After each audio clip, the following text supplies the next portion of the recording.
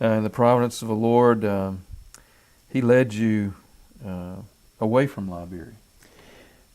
Yes.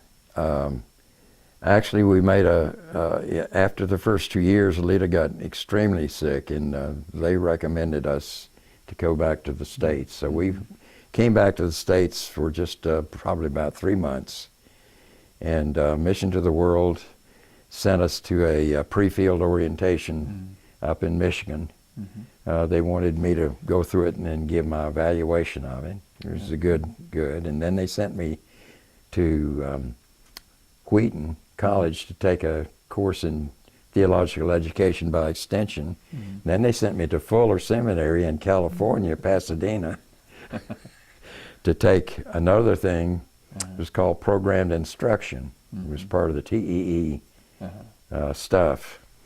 And so during that time, MDW was trying to educate me further so I could maybe be more effective in that area. And it proved to be true that because after we returned to the field, we left the tribe there in Vazan and we went to the Gola tribe, which was entirely a different tribe in a different area of Liberia. I see. And started teaching there using this programmed instruction, teaching the same type of people, village pastors. And I think we had about 10 or 11 pastors there that walked into this village every other week. Great. And at what point did you leave Liberia permanently? We left after our 4th year there. We had finished the term that we had gone. We were left with the idea we were coming back. I left with a young Gola man who had gone all the way through school and had worked with the Lutheran Bible translators for a while. Great. He could type. I mean, like a secretary would type. Wow. His name was James Conan. And James Conan adapted very easily to the programmed instruction I was doing. He would type out a diglot, the 2-column sheet, with the Gola language and the English on it. The village we were doing was very remote, so I had to take a Land Cruiser to get in there. But we would go every other week. We took cassette players. They were not, you couldn't record on them, they were just players. Took cassette players and gave them to all the students that were coming.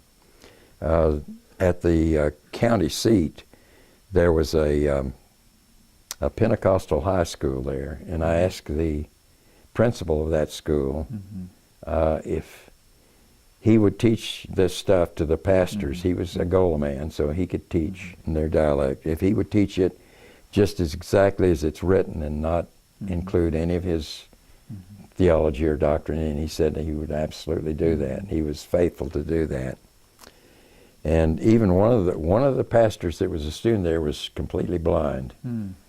But he aced every test. He would answer verbally rather than write it down on paper. Amazing. Give the answer verbally. But that was in process when Lita and I's term was over. So I left James Conan there with all of the materials. Great. And I said, you just continue from one book to the next, and you know enough about it now, you can do it. And so that's the way it was. That was 1970, toward the end of 1977. After you left Liberia, you came back to the U.S. and you were recruited.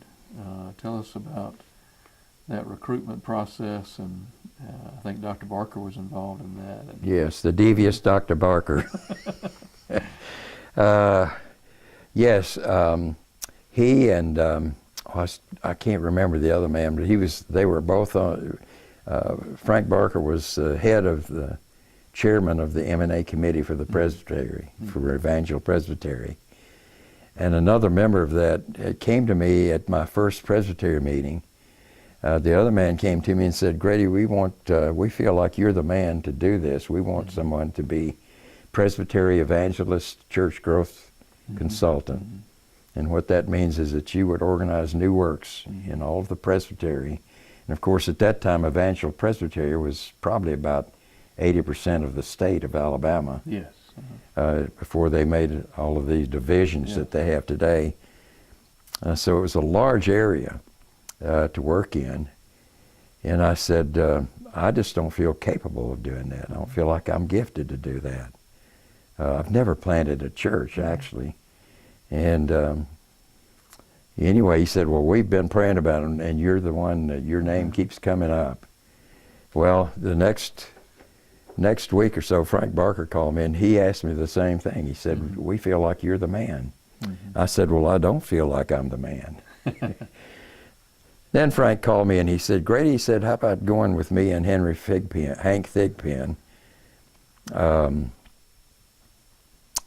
We're going to go up to a church, or not a church, but a supper at a doctor's home, Mm-hmm. and meet with some couples about who are wanting to come into the PCA. Well, I went up there with them, and let's see. Pardon the interruption. I'm trying to think where it was.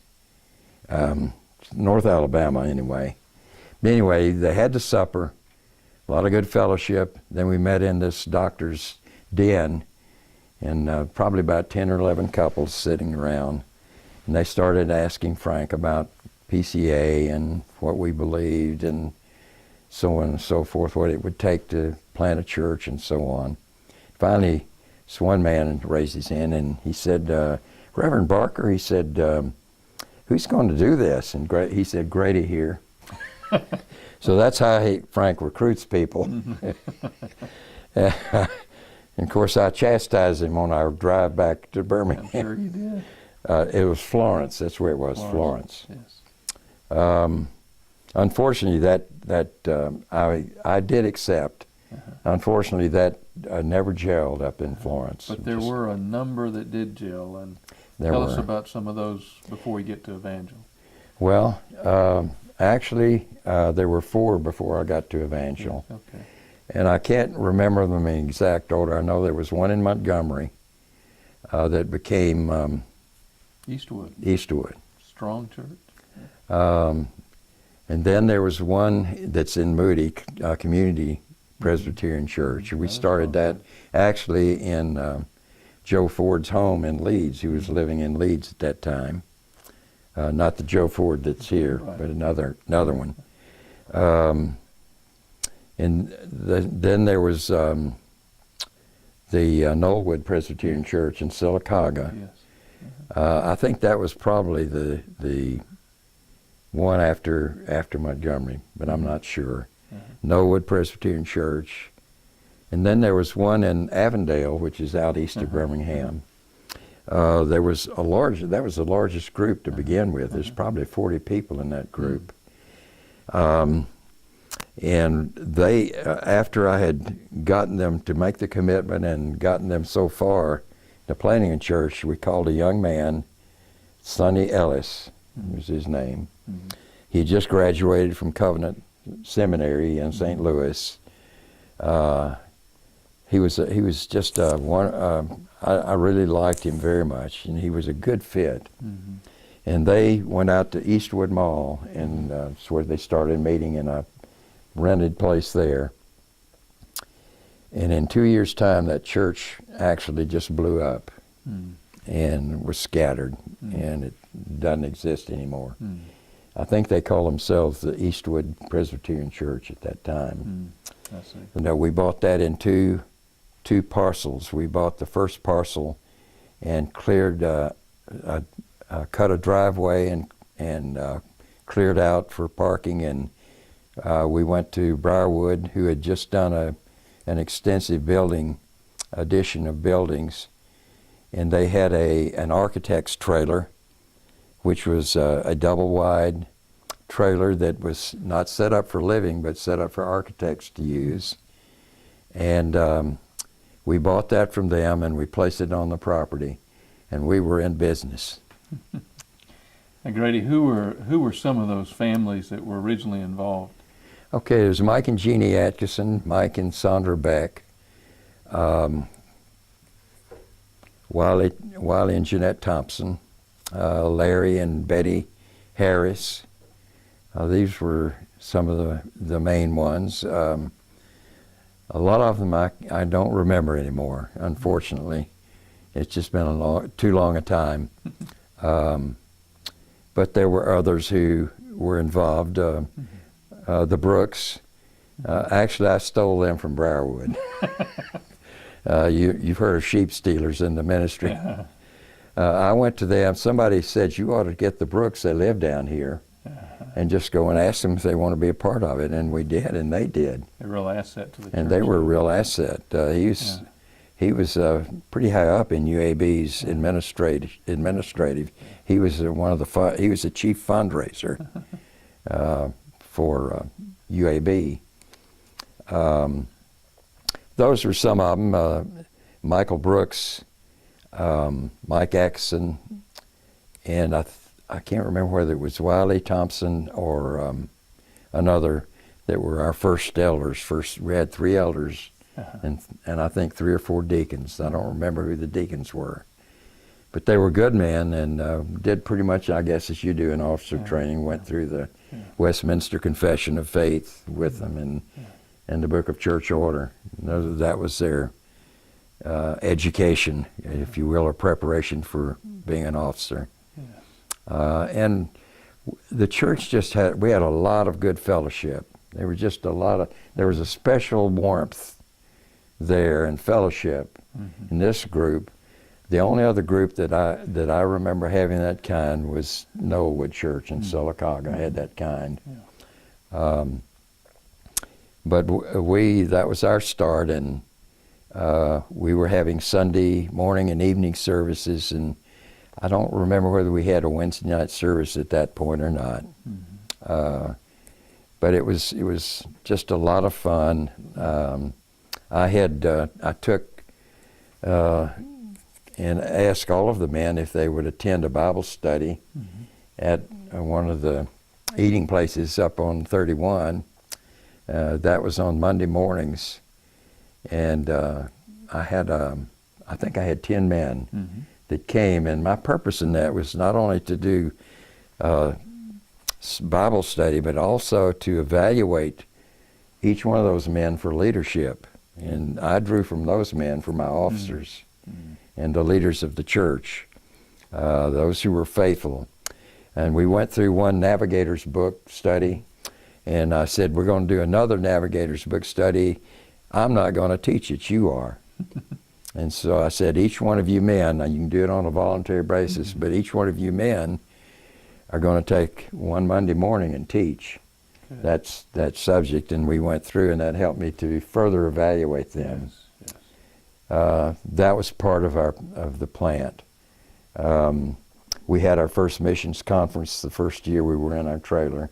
Very first year. A fellow he was a little known fellow in the PCA named Jimmy Lyons. Not very well known person. Jimmy Lyons had the first missionary conference, and we still support a family, the Chambers. Yes. That was one of our first missionaries. They were just going to Haiti as missionaries. Belize, yes. And then they went to Belize from there, And now they're over the Caribbean with it. They're in charge of responsible for the whole of the Caribbean ministry for the MTW. Great family. Grady, you served how many years at Evangel? I served 4 years, and then MTW asked me if I would be part of a church planting team that was going to Nairobi, Kenya. What they had I was trying to remember that's not important, but there were already rural Presbyterian churches by another Presbyterian denomination in Kenya. But what they wanted to do was plant some churches in Nairobi itself. They had one church of probably about 300 attendants in Nairobi, but they wanted to cover more areas there, and that was our purpose, to go over there. Well, of course, I jumped at that because my major calling was missions, And I jumped at it and I said, yes, I'll go, and it'll be dependent on whether we can get someone to take my place with Evangel, because I don't want to set them back in any way. We're moving along great here.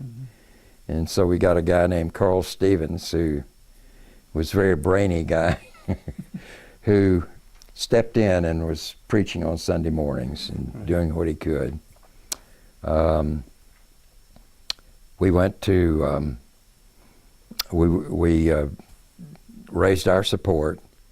There were 5 families on the team, 2 from that had already been in Kenya for a couple of years, and then 3 people from that were new. I see. There was Lita and I, and then there was the Shanes and the Austins that went with us, and then the Dortzbachs and the Tallies were the 2 that had been on the field. I see. Now, how old were you at that time, Grady? At that time, I would have been in my 50s. I think I was 50. Boy, the memory fails. I think I was in my later 50s, mid to late 50s. So you moved to Nairobi. I moved to Nairobi. The team got together and we started planning and so forth. We did that for about the first year. And then in October of that year, a group came over from MTW. They were not happy with the way things were going. They had expected something different. I don't know what, really. And they met with us for several days. They took us through a course of studies in that period of time. And then I found out that what we were supposed to do when we first got here was to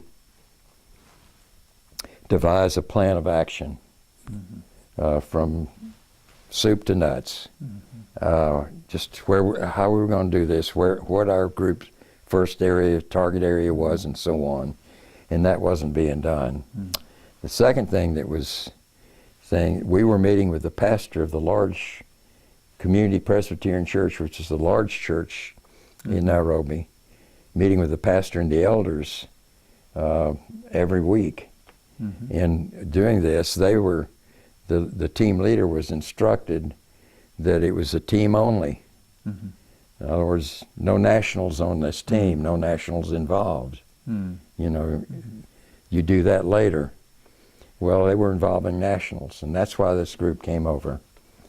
And so the outset was that they asked me if I would take the leadership role. And I did reluctantly, because I felt like the team had been kind of, disheartened by the visit and so forth, like they were not doing what they were supposed to do. And I took it, and the team just wouldn't gel. It was one of those situations where the team wouldn't gel. I put together the plan of action, sent it to MTW. It was approved, and we started on that plan, but the team just kind of split apart. And after being there 2 years, MTW closed it down. I see. That was an unfortunate thing. I met a young man who grew up in Nairobi named Michael Kidyu, who was going to Negist, which was started by MTW. It was a seminary for students of any kind, had good, solid professors there. He was a senior. He was from the area that the seminary was in. That's where he grew up. Had been a graduate of a college in India. And he and I met every week for a time of prayer and talking about planting a church. How about that? There was one of the elders in the CPC church that was very close to a person in Parliament. And he said he could get me a 5-acre plot How about that? in Karen. If you're familiar with Out of Africa, the movie, that's where that took place, in Karen. I see. It was a very influential place. There were bankers and lawyers and everything living there. I see. It was an excellent place to begin, but it all fell apart. And we came back after 2 years, not knowing just where we're going from there. And you, at that point... At that point, you were calling me, asking me things about Evangel because they had issued a call to you. Yes, and you linked up at that point with... the Center for Urban Missions. And that was, how long did that ministry last there? About 2 years. Gerald Austin, who was an engineer for General Electric, he was African American, but he had a heart for downtown, particularly the north side of downtown Birmingham. Yes. He wanted to start a ministry there, and he asked if MTW would put me on loan to M&A to work with him, and they agreed to do that because I was really not doing anything. And I helped them form policy on missions and church planting and so forth. And he sent me and another fellow to Orlando, to a large black community in Orlando to see, kind of do a brief demographics there, and then to Memphis was another place, and Nashville was another place. So this is what I did for 2 years. And then Bill Hay, who's the senior pastor at Our good friend Bill Hay. Covenant Presbyterian Church in Homewood, he and I had lunch frequently while I was doing this. And one day at lunch he said, would you consider coming on staff as associate minister, associate pastor? And I said, yeah, I would. I feel like my time here is just pretty much run its course. I've done what I needed to do. And in fact, I even took a an African American surgeon to Kenya, and we spent a week or two there in Kenya, and he worked with medical groups, different medical groups out in the field, missionary groups. But I felt like my time was pretty much run its course there, and so I agreed and spent my last years there until actually 1993, when I reached 65, I retired. But you were not left alone by the Lord at that point. No, well, actually, it was not the Lord. It was a guy named Jeff Lohman that entered the scene. We were having breakfast together several times and had lunch together. And at Hunan's. I'll never forget that. The first time I talked to you when you were still considering Evangel. You asked me questions back then. What about the elders, the session Evangel? Are they solid men? Of course, I said yes, because they were. Right. And then you called me back maybe the next week and said, does Evangel have any kind of set plans, goals that they want to meet? And I said, well, initially we set up a brochure with 10 goals. And you said, oh, that sounds good. That's the last I heard of you until 1996. And you called me and said, Grady, said, Jeff Lohman, could you have lunch at Hunan's tomorrow with me? And I said, yeah. So at the lunch, we just had conversation, just talked generally. Next week, you called me and said, Grady, could you meet me again at Hunan's? I said, sure. I enjoyed the time together. This time you said, you got down to the point, you said, would you consider coming out of retirement and coming back to Evangel to help me out there as part-time staff? As a part-time staff, and I said, well, I don't really like the idea of going back to a church tree. And I didn't start back for some reason. Okay. Yeah, if you will remember, Jeff, you called me one day. I'd been retired for about 2 years. It was in 1996, I remember that. You called me and we had lunch together. And then you called me the next week and we had lunch together again. And at this lunch, you asked me if I would consider coming out of retirement, helping you at Evangel. Yeah. Doing so, it wouldn't be full-time, it'd be part-time ministry, but you needed help in several areas that you couldn't cover it all. I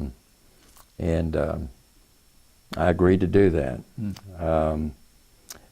I only agreed to do it after the session voted unanimously that they would like me to come back, because I didn't like to come back to a church that I'd pastored, because I felt like I didn't want to draw anybody away from your ministry there.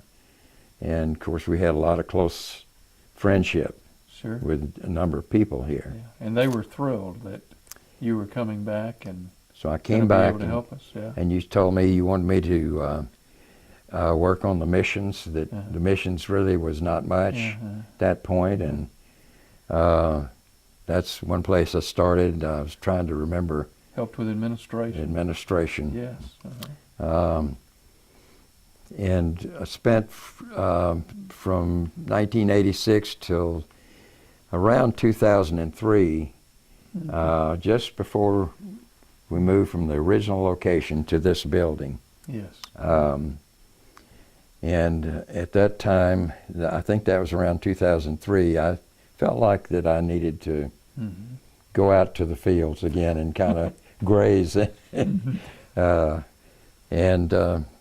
I think things were going well, and David McGinnis was on staff at that time, and I'm not sure, was Alex? Alex was about to come on to come on staff, and of course Benny hadn't at that point.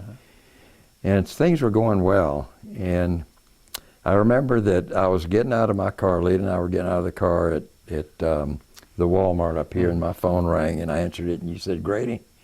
This is Jeff. Said, "Could you come back on staff at Evangel? I need an administrator." And I said, "No." And you said, "Please." And anyway, I agreed, and I was kind of happy to come back. Yeah. And I came back as a church administrator, and my particular work assignment here was to develop policy, because there was a lot of problems going on with the use of space, with the school and the church and so forth, and who had what. And so I felt like, well, why reinvent the wheel? And I called Briarwood and I called Covenant and said, "Send me your complete policy manuals, copy of them." And I just gleaned from those what I felt and adapted them to our policy here. Right. Both of those were much larger churches. Yes. Some of the policies wouldn't fit, but I gleaned from that and got general policy for building and property, and also policy for the missions committee. Right. And that went on till 2009. Yes. I remember you still do it. I'm sure you send a paper out to put it in the cubby holes of all the staff, saying what were your goals for this past year and how far did you get with them? How successful were they? And then on the reverse side, it says, what are your goals for next year? And I wrote, absolutely none. And you came to my office and said, "Are you going to retire?" And I said, "Yes." Well, did a wonderful job, Grady, and continue to be now a great blessing to the church. I think last year you're very much involved in the choir, and last year you sang a solo, if I'm not mistaken. Is that right? I don't know. I think you did. I think you did. And another good memory I have goes back to one of our trips to Northern Ireland, and you would have been probably in your early 70s at that point. The first time we went, Jeff, was I was 69. Okay. And you were playing a very good game of goalie when we played soccer with the young people there. Yeah. And so at 69, you were out and about and on the fields. The Lord has blessed you with a long life and and wonderful health. Tell me, Grady, you're 90 now, just recently turned 90. What do you look forward to as a believer? Lita and I both look forward to going home to be with the Lord. I don't say that in a, how should I say it, in a way that we feel like everything's ended. We look forward to that, but we also, we enjoy our life. Lita can't do much anymore as far as just keeping her busy. She knitted for a long time and stuff, but she's very limited now. I spend most of my time either reading, and of course I still have a men's Bible study. Yes. I spend probably every week. I probably spend about 8 hours, at least 8 hours on preparation for that. Yes, you do a tremendous job. I find that I'm gravitating too much to suit me to vegetating and watching TV. But we enjoy it. I help Lita. I do all the cooking now. Yes. And she's very happy because she says, "You're a good cook." And I do the house cleaning. She still insists on doing the laundry and ironing, but that's about it. And she loves to get out in her yard. She's got a lot of, since we've been here, and incidentally, we've been in this house longer than we've been anywhere else in our life. We've been here going on 22 years. Wonderful.